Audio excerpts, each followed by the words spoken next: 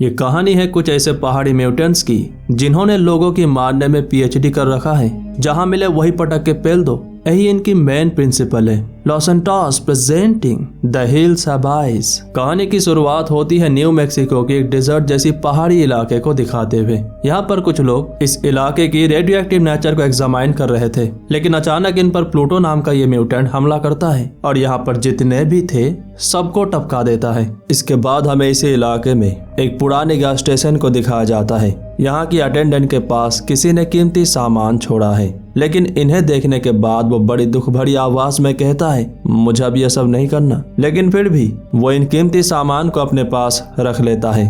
इस बैग के अंदर कुछ लोगों की कीमती सामान, यहाँ तक कि किसी की कान भी है जिसमें इयररिंग्स है। कुछ देर बाद बॉब अपनी फैमिली के साथ इसी गैस स्टेशन पर आता है। दरअसल वो सैंडिया को जाने वाले हैं, लेकिन वो जिस रास्ते से जाने वाले हैं वो बहुत ही लंबा है। अटेंडेंट उन्हें उसी रास्ते से जाने के लिए कहता है क्योंकि वो लंबा तो है लेकिन सेफ है। इधर गैस डलवाते समय दरवाजा खुला रह जाता है तो ब्यूटी भागता हुआ गैस स्टेशन के अंदर चला जाता है। लिन उसे वापस लाने पीछे जाती है। ब्यूटी उस कमरे तक पहुंच चुका होता है जहां वो कीमती चीजों से भरा हुआ बैग है। लिन बस ऐसे ही एक झलक बैग को देखती है, उसे शायद कुछ नजर भी नहीं आया होगा। अब तक अटेंडेंट भी कमरे में आ चुका होता है तो लिन ब्यूटी को लेकर यहाँ से चली जाती है। अटेंडेंट को लगता है उसने बैग के अंदर सब कुछ देख लिया होगा। वो जल्दी से बाहर आता है और बॉब को उस लंबे रास्ते से ना जाकर एक शॉर्टकट से जाने के लिए कहता है जो इस न्यू मैक्सिको डेजर्ट से होता हुआ गुजरती है। इससे इनकी काफी घंटों की बचत होगी ये देखकर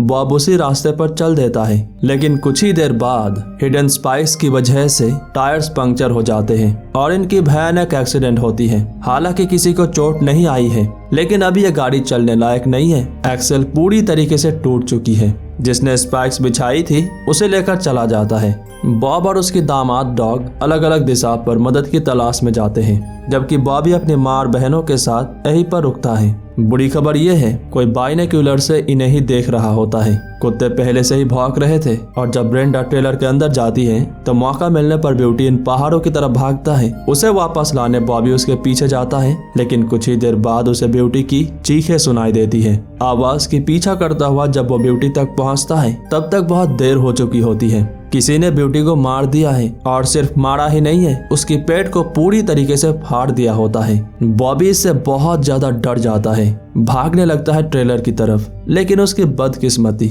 इन चट्टानों से गिरकर वो बेहोश हो जाता है। तब उसकी तरफ एक म्यूटेंट लड़की आती है, नाम है रूबी। यहीं पर ऊपर की तरफ उसका भाई गॉगल ब्यूटी के हाथ पैर खा रहा होता है। दूसरी तरफ मदद की तलाश में भटक रहा डॉग एक ऐसे जगह पर पहुंचता है जहां कई सारे पुराने गाड़ियां खड़ी हुई है। उसे लगता है शायद लोग इसे डंप एरिया की तरह इस्तेमाल करते होंगे। इन गाड़ियों से वो बच्चों के खिलौना उठाता है और फिर दोबारा चल देता है ट्रेलर की तरफ, क्योंकि यहाँ दूर दूर तक मदद मिलने की कोई उम्मीद नहीं है। देखते ही देखते रात हो जाती है। बॉब मदद की तलाश में गैस स्टेशन पे आ चुका है। वो अटेंडेंट को आवाज लगाता है, लेकिन जब उसकी रिस्पांस नहीं आती तो वो गैस स्टेशन के अंदर चला जाता है। यहीं पर उसकी नजर बैग की तरफ जाती है जहां इन कीमती सामानों के अलावा इंसानी कान देखकर वो बंदूक लेकर तैयार हो जाता है। इसके बाद वो कुछ और चीजें भी देखता है, जैसे कुछ न्यूज आर्टिकल्स, यहाँ पर होने वाले न्यूक्लियर एक्सपेरिमेंट्स और इससे होने वाले खतरनाक असर जिससे यहाँ के माइनर्स डिफॉर्म्ड हो गए और इसके बाद से ही यहाँ पर आने वाले लोग गायब होने लगे। ये सब जानने के बाद बॉब स्टेशन से बाहर आता है। फिर उसे किसी की आवाज आती है। दरअसल ये अटेंडेंट है। बॉबी से कहता है मैंने अपनी पूरी कोशिश की। फिर उसके सामने ही सुसाइड कर लेता है। फिर से बॉब को किसी की आवाज आती है। वो डरा हुआ है, इधर उधर गोलियां चलाने लगता है और जब आखिरकार अटेंडेंट की गाड़ी लेकर भागने की कोशिश करता है तब इसी गाड़ी के अंदर बैठा म्यूटेंट जुपिटर उसे पकड़ लेता है और फिर उसे ले आता है इन पहाड़ों के बीच माइंस के अंदर जहां कई सारे म्यूटेंट्स हैं। ब्रेंडा बॉबी की तलाश में भटक रही थी। उसकी आवाज से ही बॉबी होश में आ जाता है। ये देखते ही रूबी यहाँ से चली जाती है। बॉबी वापस आने के बाद भी ब्यूटी के साथ हुई घटना के बारे में किसी को नहीं बताता, बस कहता है वो फिसल गया था। बाहर से बीस्ट की आवाज आती है। बॉबी जल्दी से बंदूक लेकर बाहर देखने आता है। दरअसल बीस्ट जंजीर तोड़कर भाग गया होता है उन पहाड़ों की तरफ। अब तक डॉग वापस आ चुका होता है। बॉबी टेंशन में है क्योंकि अभी तक बॉब वापस नहीं आया। और वो चाहता है सभी एक साथ रहे, लेकिन डॉग अपनी बीबी लिन के साथ दूसरे ट्रेलर में रहना चाहता है। रात के लगभग 12 बजने वाले हैं। बाहर से बीस्ट की आवाज आती है, इसीलिए बॉबी बाहर आता है और इसी मौके का फायदा उठाकर प्लूटो ट्रेलर के अंदर घुस जाता है। बाहर बॉबी को रियलाइज होता है ये बीस्ट की आवाज नहीं है बल्कि एक वॉकी टॉकी है जिसमें से प्लूटो कुत्ते की आवाज निकाल रहा था। ट्रेलर के अंदर वो ब्रेंडा को पकड़ चुका है। बॉबी समझ चुका है ये जगह उनके लिए बिल्कुल भी सही नहीं है, इसीलिए वो पहले डॉग को सब कुछ बताता है, ब्यूटी के साथ हुए हादसे के बारे में और यहाँ हो रही इन अजीबोगरीब घटनाओं के बारे में। ये जानकर डॉग उसके साथ ट्रेलर की तरफ आने लगता है। तब प्लूटो बॉब को जलाने के लिए कहता है। ये देखकर मजबूरन उन्हें बॉब को बचाने आना पड़ता है। उनके निकलते ही एक और म्यूटेंट ट्रेलर के अंदर आता है, नाम है लिजर्ड। ये अपने म्यूटेंट वाली हरकतों में बिजी है जबकि प्लूटो ब्रेंडा की रेप करने में। दूसरी तरफ इन सब घटनाओं से अनजान ये सब बॉब को बचाने में बिजी है। जब तक ये आग बुझाते हैं तब तक बहुत देर हो जाती है।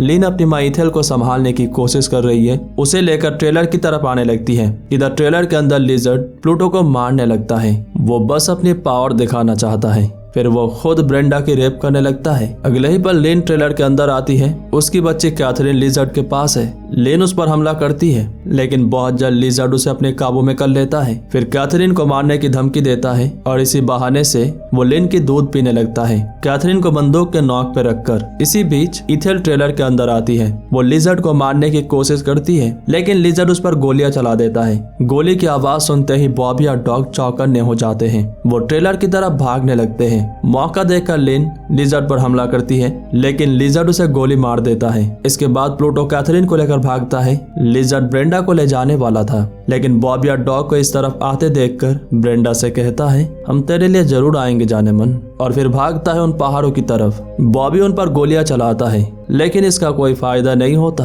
वो उनके पीछे जाना चाहता है। डॉग उसे समझाता है ऐसे पागलों की तरह उनके पीछे जाकर कोई फायदा नहीं है, इन्हें प्लान की जरूरत है। दूर से गॉगल इन पर नजर रख रहा था। इस पर बीस्ट हमला करता है और जान से मार देता है। बीस्ट उसकी एक हाथ उखाड़ कर ट्रेलर के पास लाया होता है जिसमें वॉकी टॉकी लगी है। दूसरी तरफ से लिजर्ड उससे कांटेक्ट करने की कोशिश कर रहा था। यह सुनकर डॉग उसे अपनी बच्ची वापस करने के लिए कहता है। वो इसका कोई जवाब नहीं देता। जब वो लिजर्ड को धमकाने लगता है तब लिजर्ड उसे कैथरीन के रोने की आवाज सुनाता है। इससे डॉग के हाथ पैर ठंडे हो जाते हैं लेकिन अपने बच्चे को बचाने के लिए वो किसी भी हद तक जाने के लिए तैयार है। अगले दिन सुबह होते ही बीस्ट की सहायता से म्यूटेंट्स की माइन तक पहुंच जाता है। इन माइंस के अंदर वो कई सारे माइनर्स की कब्र देखता है जो शायद न्यूक्लियर टेस्ट के दौरान या फिर उससे पहले मारे गए थे। खैर, इस माइन को पार करने के बाद डॉग इन माइनर्स की छोटी सी बस्ती तक पहुंच जाता है जो अब सारे के सारे म्यूटेंट्स बन चुके हैं। इधर ट्रेलर के पास ब्रेंडा टायर पे आग लगाती है, इस उम्मीद से शायद उसे कोई देख ले और इन्हें मदद मिल जाए। जबकि बॉबी ट्रेलर के आसपास फिशिंग स्ट्रिंग लगाता है ताकि अगर म्यूटेंट्स इसके आसपास आए तो इन्हें पता चल जाए। हालांकि दोनों भाई बहन को ही एक दूसरे की इन तरीकों पे बिल्कुल भी भरोसा नहीं है, लेकिन जिन हालातों से वो गुजर रहे हैं इन्हें रोने के अलावा कोई ऑप्शन नजर नहीं आ रहा। दूसरी तरफ डॉग एक घर के अंदर अपनी बेटी को देखता है। अब इससे पहले वो उसे लेने जाता, उसके पास से ही सिस्ट एक लड़की को घसीटता हुआ अपने अड्डे की तरफ ले जा रहा होता है। इसी दौरान बिस्ट के मुंह से बस थोड़ी सी आवाज निकलते ही सिस्ट सुन लेता है।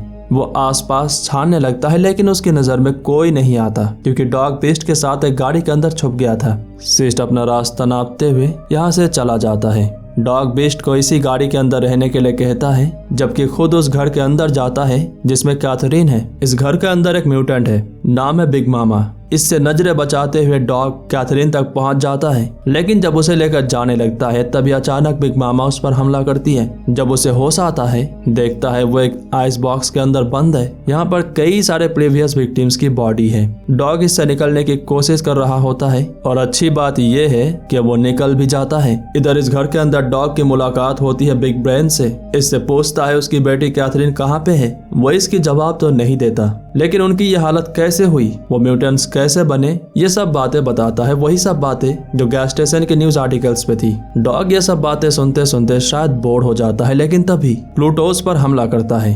वो इस पर हावी हो रहा होता है। तभी बीस्ट प्लूटो पर हमला करता है। इससे डॉग को थोड़ी मौका मिल जाता है अपने आप को सेव करने की। बीस्ट के हमले की उस पर ज्यादा असर नहीं होता। डॉग दरवाजा बंद करके बिल्कुल तैयार खड़ा हुआ था, लेकिन प्लूटो दीवार तोड़कर ही अंदर आ जाता है। फिर इनके बीच लड़ाई शुरू होती है। इस दौरान एक पल ऐसा आता है जब डॉग प्लूटो के हाथों मरने वाला है, पर ऐसा नहीं होता। मौका मिलने पर डॉग स्क्रू ड्राइवर प्लूटो के पैरों में घुसा देता है। फिर अमेरिकन झंडा सीधा उसके गले के आर पार। इसके बाद प्लूटो की आंख छीनकर उसे ही मार देता है। वो बिग ब्रेन को नहीं मारता, लेकिन वो लिजर्ड को बच्चे को मार देने के लिए कहता है और अगले ही पल बिग ब्रेन बीस्ट की शिकार हो जाता है। इस घर में हो रही आवाजें सुनकर सिस्ट इसी तरफ आ रहा था, लेकिन वो भी डॉग की शिकार बन जाता है। फिर वो कैथरीन की तलाश में उस घर में आता है जहां वो थी, लेकिन अभी यहाँ पर वो नहीं है। यहाँ बस 2 डिफाउंड बच्चे हैं। कैथरीन किसी और घर में है जहाँ लिजर्ड उसे मारने की तैयारी कर रहा होता है, जबकि रूबी बच्चे के साथ खेल रही थी। लिजर्ड को यहाँ आते देखकर वो बच्चे को ढक देती है। इसके बाद जब वो बच्चे को मारने जाता है, देखता है यहाँ पर बच्चा नहीं बल्कि स्वर का बच्चा है। रूबी बच्चे को लेकर भाग गई है। डॉग उसे कैथरीन को लेकर पहाड़ों की तरफ भागते हुए देख लेता है। इधर ट्रेलर के पास फिशिंग स्ट्रिंग पर खिंचाव होती है। जब ये जाकर देखते हैं तो ये बस एक टम्बलवीड है जो स्ट्रिंग में फंस गया था, लेकिन ये बस एक चाल थी। जुपिटर ईथल को ले जा चुका है। पता नहीं क्यों बॉबी ब्रेंडा को ट्रेलर तैयार करने के लिए कहता है, जबकि खुद खून के पीछा करता हुआ उन पहाड़ों की तरफ जाता है। सामने ही जुपिटर उसकी माँ को खा रहा होता है। बॉबी को देखकर उसके पीछे भागता है और बॉबी उसकी तरफ गोलियां चलाता हुआ ट्रेलर की तरफ। इधर ट्रेलर के अंदर ब्रेंडा गैस सिलेंडर खुला छोड़ देती है। बॉबी के आते ही दरवाजे पर मैच स्टिक लगा देते हैं। फिर विंडो के पास खड़ी हो जाती है। ये देखकर जुपिटर उसे पकड़ लेता है और तभी बॉबी उसकी दोनों हाथों को विंडो पे ही बांध देता है। इसके बाद बॉबी और ब्रेंडा दूसरी विंडो से बाहर निकल जाते हैं, ट्रेलर से काफी दूर। जुपिटर अपने आप को छुड़ा लेता है और फिर जब दरवाजे से अंदर जाने की कोशिश करता है,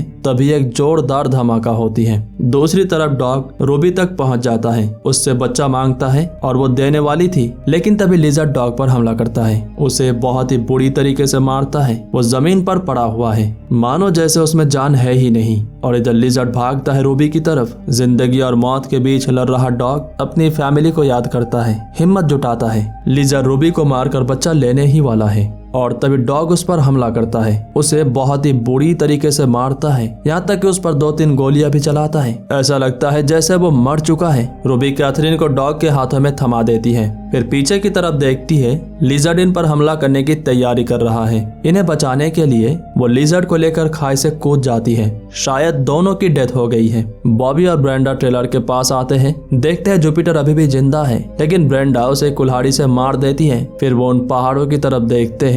डॉग बीस्ट और कैथरीन के साथ इन्हीं की तरफ आ रहा है। एक दूसरे से मिलकर ये बहुत खुश होते हैं, लेकिन शायद ये खुशी ज्यादा देर के लिए नहीं टिकने वाली। कोई पहाड़ों के ऊपर से इन्हें ही देख रहा होता है। उम्मीद करते हैं ये कहानी आपको पसंद आई होगी।